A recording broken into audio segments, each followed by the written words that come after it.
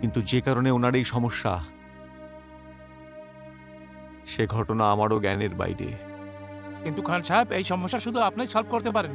কিন্তু সুন্দর সাহেবের স্ত্রী এক মুহূর্তের জন্য ওই হাভেলিতে থাকতে রাজি নয়। না বরকত মিয়া, না। আপনি এখনই আমার সাথে চলুন ওদের কাছে, এক্ষুনি আমার সঙ্গে চলুন, আসুন।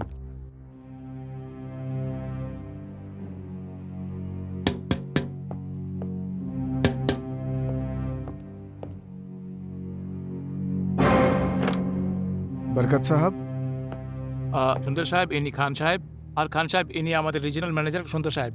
আদাব খান সাহেব। আল্লাহ আপনাকে সালামাত রাখে। আসুন আসুন, ভেতরে আসুন।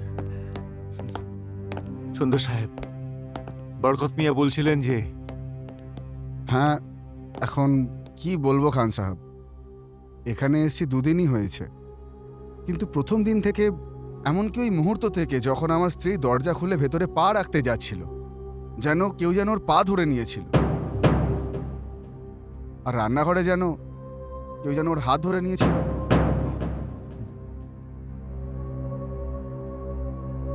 সুন্দর সাহেব, গত দুদিনে যা কিছুই ঘটে গেছে সে কথা আপনার স্ত্রীর মুখ থেকেই শুনতে চাই। আগে সেটাই ভালো হবে, আমি ওকে ডেকে আনছি। আপনি যাবেন না, এই সময় ওনার মানসিক অবস্থা ঠিক নয়। আমার নিজেরই যাওয়া উচিত। খান সাহেব, খামোখা আপনার কষ্ট হবে। এটা অসুবিধার কথা নয়, এটা বড় সমস্যার কথা। আগে ঠিক আছে, আসুন। চলুন।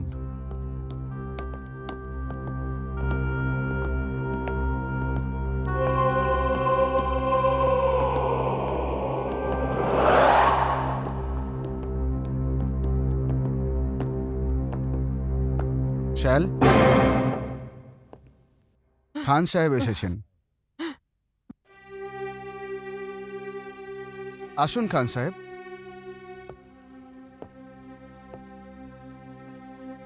শ্যাল, খান সাহেব এই বাংলোর মালিক, আর তোমার সাথে দেখা করতে এসেছেন। সালাম আলাইকুম মা। সালাম করো ওনাকে। দেখো, আমি এখন কারোর সাথে দেখা করব না। যখন থেকে এই বাড়িতে এসেছি সব সময় আমাকে একটা ভয় ধাওয়া করে বেড়াচ্ছে। ব্যাস, এখন আমি এই বাড়িতে আর থাকতে চাই না। শ্যাল দেখো, দেখো মা, তুমি আমাকে নিজের বাবা মনে করতে পারো। যখন বরকত মিয়া আমাকে বললেন, আমি শুনে নিজেই চিন্তিত হয়ে গেছি। কিন্তু মা, তুমি ভয় পেও না, কিচ্ছু হবে না। আমাকে শুধু এইটুকু বলে দাও, তুমি দেখেছো কি? দেখো মা, আমার নিজেরও তো জানা দরকার আমার মেয়ে কি কারণে সমস্যায়। মা, এই কথাটা আমার জানা খুব দরকার। তুমি এখানে দেখেছোটা কি? বলো মা, বলো। ঠিক আছে, বলছি। এখানে প্রথম দিন যখন আমি এই বাড়িতে পা রাখলাম, তখন মনে হয়েছিল কেউ আমার পাটা শক্ত করে ধরে রেখেছে। যখন আমি কিচেনের দরজা খুলছিলাম, তখন মনে হলো কেউ আমার হাতটা শক্ত করে ধরেছে। আর যখন আমি প্রথমবার বাথরুমে গেলাম, তখন বাথটাবের জলে আমি একটা ছায়া দেখতে পেলাম, একটা আবছা ছায়া, যেটা কোনো একটা মেয়ের মনে হলো। আমি ওই ছায়াটা দ্বিতীয়বার দেখেছিলাম, কিন্তু যখন ও দেখলো তখন ওই ছায়াটা ছিল না। ব্যাস এতটুকুই দেখেছো নাকি আর কিছু দেখেছো? শুধু এইটুকু দেখে আমি ভয় পাইনি। যখন ও বলল এটা আমার ভ্রম ছিল, আমি সেটাই ভাবছিলাম যে ওটা আমার ভ্রমই ছিল। কিন্তু আজকে আমি যেটা দেখেছি ওটার ভ্রম ছিল না, ওটা সত্যি ছিল। জল জ্যান্ত সত্যি ওটা, যেটা দেখে আমি ভীষণ ভয় পেয়ে গেছি। আর সেই ভয়টা এখন আমার সঙ্গেই আছে। না না মা, ভয় পেও না। একদম পরিষ্কার বলো, তুমি আর কি কি দেখেছো?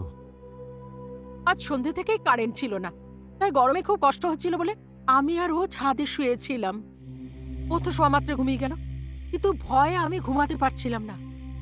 তখনই আমি দেখলাম দূরে আকাশ থেকে দুটো ছায়া হাত ধরাধরি করে এই দিকেই চলে আসছে। আমি ভয় পেয়ে গেলাম, আর ওই দুটো ছায়া আমাদের ছাদে এসে নামলো। তখন আমি দেখলাম ওরা ছায়া নয়, নতুন বিবাহিত একজন মেয়ে আর ছেলে। তারপর কি হলো? তারপর ওরা দুজন হাত ধরাধরি করে আমার সামনে এলো। তখন আমি স্পষ্টভাবে দেখলাম ও একজন 24-25 বছরের ছেলে হবে। ওর গায়ের রং খুব ফর্সা ছিল, আর ওর বাগালে একটা তিল ছিল। ও জড়ি দেওয়া শেরওয়ানি পরেছিল। আর ওই মেয়েটি? ওই মেয়েটা 21-22 বছরের হবে, ফর্সা, খুব সুন্দর। ও বিয়ের লাল বেনারসি পরেছিল। ওর গলায় ছোট ছোট হাড়ের মধ্যে একটা বড় হাড়ও ছিল। ও নাকে নথ ছিল, কানে সোনার ঝুমকো, আর মাথায় টিকলি ছিল। আর আর ওর মেহেন্দি পরা হাতের আঙ্গুলে হীরের আংটিও ছিল। দুজনা ঝুঁকে আমায় সালাম করলো আর সিঁড়ি দিয়ে নিচে নেমে গেল। আমি ভয় পেয়ে গেছিলাম। আমার বাচ্চারা নিচে শুয়েছিল, ওদের কিছু হয়ে না যায় সেই জন্য আমি চিৎকার করে নিচে গেলাম আর দেখলাম যে ওই ছেলেটা কিচেনের ভেতরে চলে গেল, আর মেয়েটা আমাদের বাচ্চাদের ঘরে। হাত পায়ে মেহেন্দি, কানে ঝুমকো, বিয়ের পোশাক। এই আল্লাহ!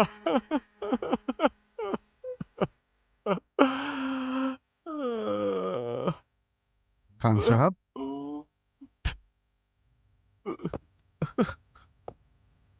কি হলো খান সাহেব? কিছু না, কিছু না সুন্দর সাহেব।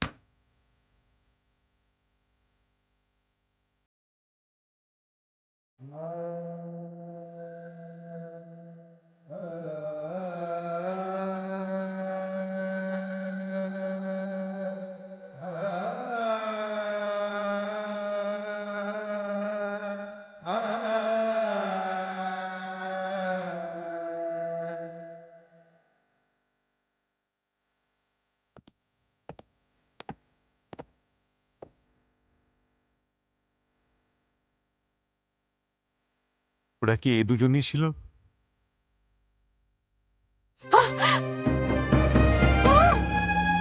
হ্যাঁ, ওরা দুজন এরাই ছিল। সুন্দর, সুন্দর দেখো না, তাড়াতাড়ি আও। এই দুজন ওরাই যাকে আমি দেখতে পাই। এই কাপড়ই পরেছিল দুজনা। খান সাহেব, হ্যাঁ, এরা সেই দুজনই যাদের অপেক্ষায় আমি আজও বসে আছি। খান সাহেব, আমরা বুঝলাম না। এ আমার নাতি পারভেজ আর ওর স্ত্রী আজরা। হুম, কিন্তু খান সাহেব, এনার এইভাবে শেল বৌদিকে দেখানো, খান সাহেব এরা আছে কোথায়? এটা তো আমি নিজেও জানি না। ঘটনাটা আজ থেকে 35 বছর আগেকার, যখন আমার পুত্র ইয়াওয়ার খান আর আমার বউ সায়েকা একটা গাড়ি দুর্ঘটনায় কামসিন পারভেজ আর আমার চরম দুর্ভাগ্য আমাকে এই পৃথিবীতে একলা ফেলে রেখে চলে গেল। আমি আপনার পুত্র আর আমার বৌমার সম্পত্তি আমার নাতি পারভেজকে আমি বুকে পিঠে করে বড় করেছি, কারণ এই পৃথিবীতে ও ছাড়া আমার আর কেউ ছিল না। পারভেজ খুবই পরিণত, খুব বুঝের, আর একজন পরিপূর্ণ ভালো ছেলে ছিল। যখন ওর পড়াশোনা শেষ হলো, তখন আমার বন্ধু সুবেদার খানের মেয়ে আশ্রার সঙ্গে ওর বিয়ে করিয়ে দিলাম।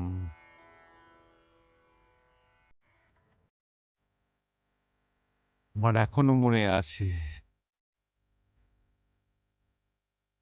ওই বিবাহ বাসর।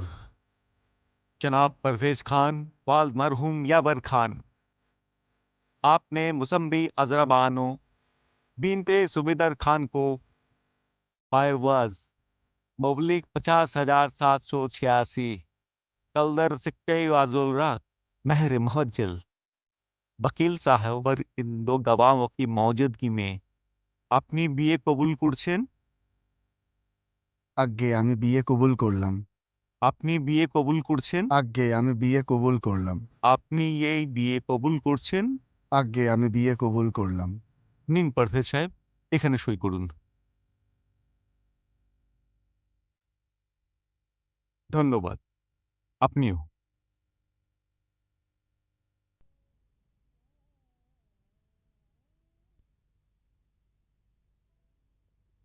হ্যাঁ, দিন।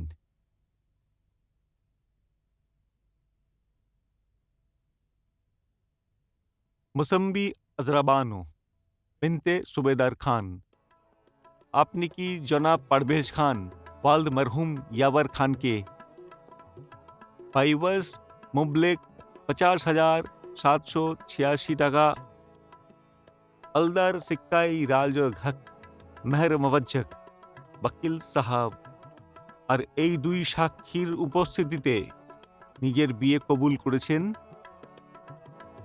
হ্যাঁ বল বাবা।